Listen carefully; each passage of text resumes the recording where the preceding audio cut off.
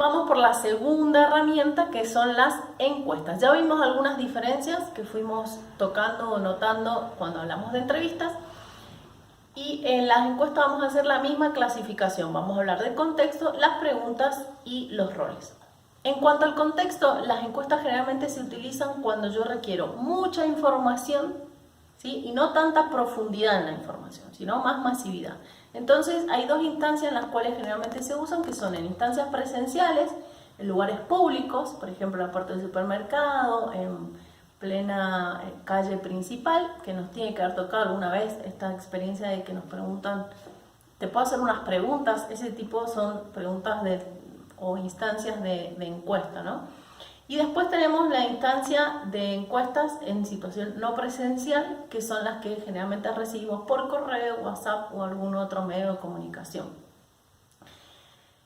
¿Qué características fuertes tienen? Lo que habíamos hablado de preguntas cerradas, que son preguntas que me invitan a no pensar mucho la respuesta o a tener que elegir entre algunas opciones cuál es mi respuesta o con cuál me siento más cómoda. Entonces está como mucho más conducida o más esquematizada, es sumamente organizada y esquematizada. Acá no hay flexibilidad de una pregunta puedo hacerla o no, porque como no estoy con la persona o en una instancia en la que hay poco tiempo, tengo que ser muy ordenado y respetar muy bien el orden de las preguntas. Entonces, al igual que en las entrevistas, también hay un orden de genérico específico, pero en las encuestas sí o sí es guionada 100%, no puedo saltearme ninguna.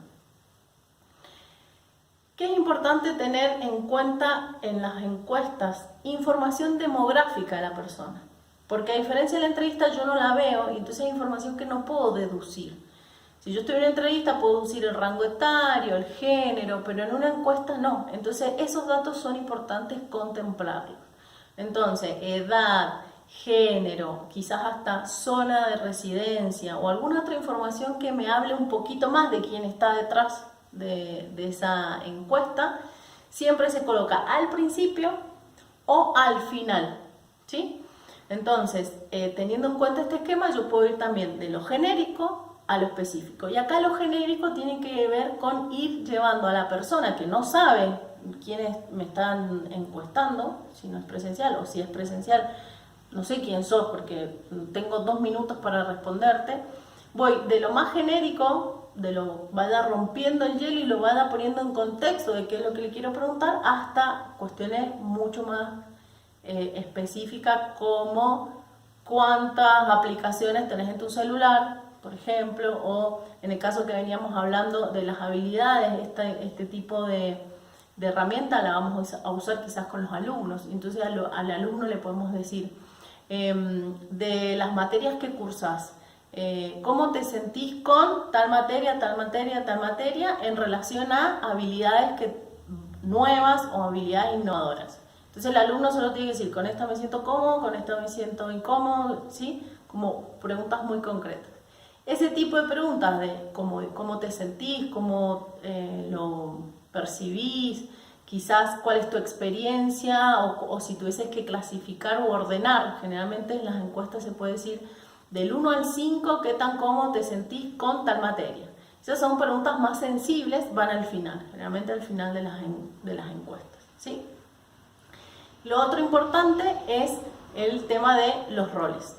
En las entrevistas, a diferencia de la encuesta, no hace falta tantas personas, sino con una persona haciendo la entrevista es suficiente, o en el caso que sea online, lo importante es quién las envía y cómo recabamos la información o quién hace el análisis de esa información. Como lo que vamos a obtener es mucha info, hoy hay varias herramientas que nos ayudan a ordenar esa información, a ir tamizándola para que cuando tengamos que hacer las conclusiones o el aprendizaje de estas encuestas, me sea mucho más fácil y ágil. Y para eso nosotros le vamos a pedir que utilicen una herramienta sumamente accesible, que es los formularios de Google. Muchas gracias, nos vemos en la próxima.